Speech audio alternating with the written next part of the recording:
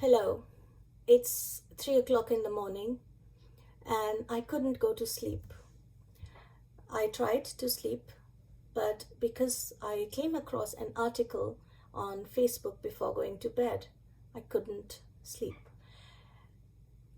I'd like to read that article to you because people don't have the patience to read long articles, um, and this article has touched my heart, and I hope that if you listen to me throughout the article, you will um, feel the same, get the same feeling as I did. So let me read this through to you.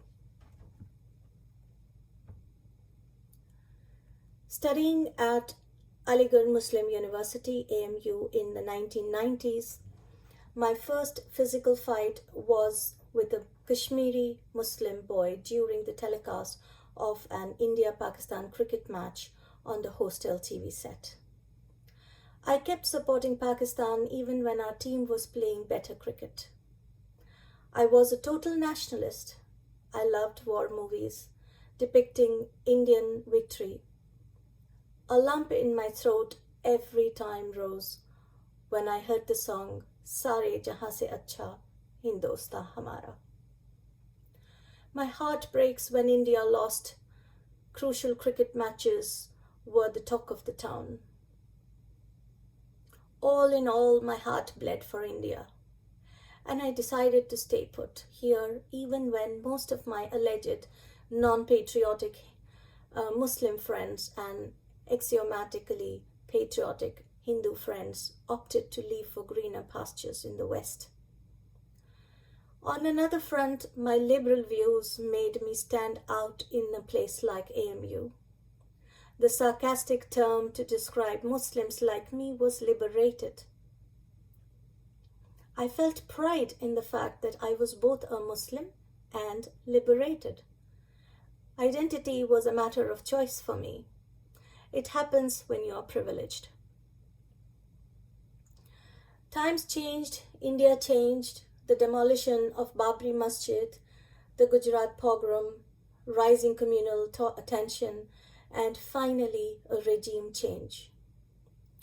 All this cast a disturbing shadow on my identity. For the first time in my life, I started feeling more and more Muslim. The mirror of privilege to choose an identity had suddenly cracked. With the typical Muslim name, I found it impossible to rent a home in a metropolitan city. On learning my name, people's expressions would alter, and suspicious glances would be exchanged. Conversations hushed as I entered my office. With passing time and with limited choice, my identity got established. I was a Muslim. Nothing less, nothing more. As the Modi Sarkar took a stronger foothold, the lynchings of Muslims started. It disturbed me. My established identity could now bring a sudden and violent end to life. I started to debate less in public. I stopped saying Salam Alaikum on receiving a phone call in a public space. I taught my kids to not call me Abba while traveling on a train or a bus. I even started tweaking my name. Meat dishes were out of the menu, more so when I traveled. I had never imagined that the privilege of identity could actually turn into a handicap for me.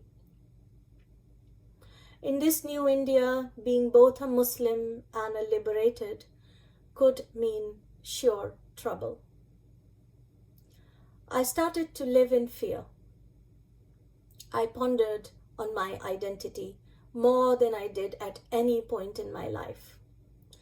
I still didn't say prayers 5 times and still didn't fast in Ramadan, but I continued to be a Muslim. On social media, my name enraged people. I was shunned and trolled when speaking against the atrocities on my fellow citizens. Strangely, the most explicit of abuses came when I wrote against the caste system. Identity was now someone else's privilege. Words like kafir, jihadi, anti-national, mullah, katua followed me on every page of the web.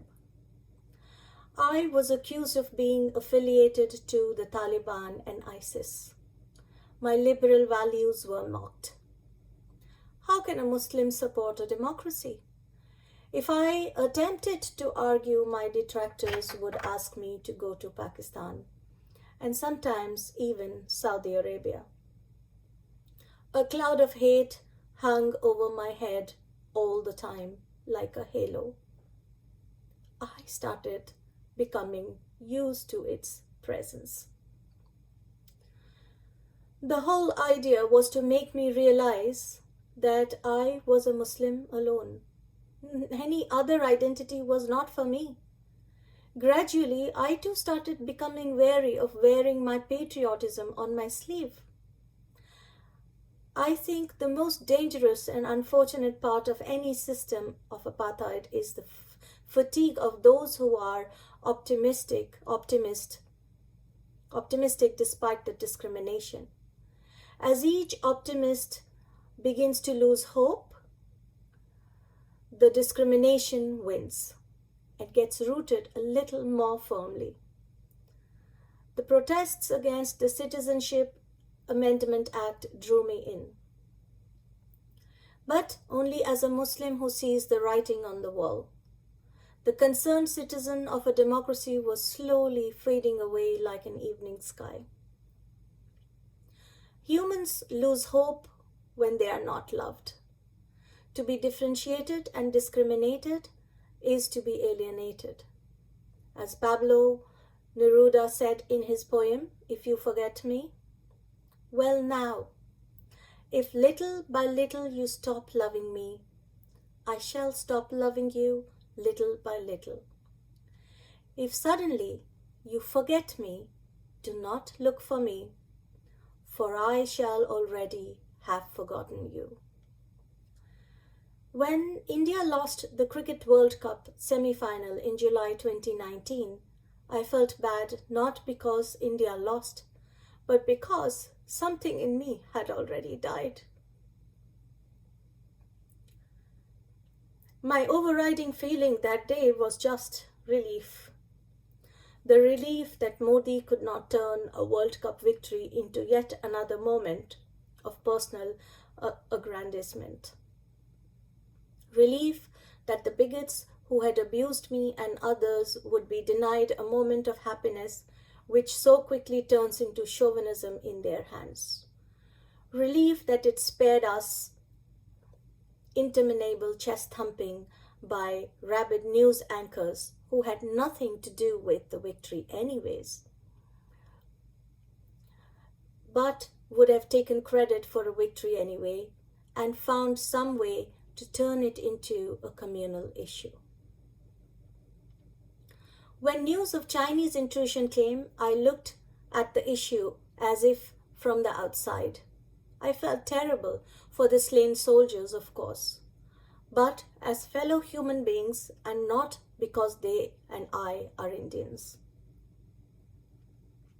Like other Indians, I felt revulsion at the obfuscation by nationalist anchors who have used the word appeasement so often and so loosely that they no longer are able to recognize it when it happens in front of them. Like other Indians, I felt revulsion at the post-intrusion mumbling, kneeling, and lying by the Prime Minister. The humiliation of a leader whose regime had humiliated me and others like me so much, and which thinks nothing of labeling us anti-national and seditious did not displease me so much as fill me with dread about the future of our country, which is clearly not safe in their hands. Since the leader is seen as synonymous with nation, the social media trolls will still see me as a Muslim who is not an Indian for writing this. But for everyone else, I have no doubt they will understand what I am saying. That when nations treat their citizens unequally, the notion of national identity takes a beating.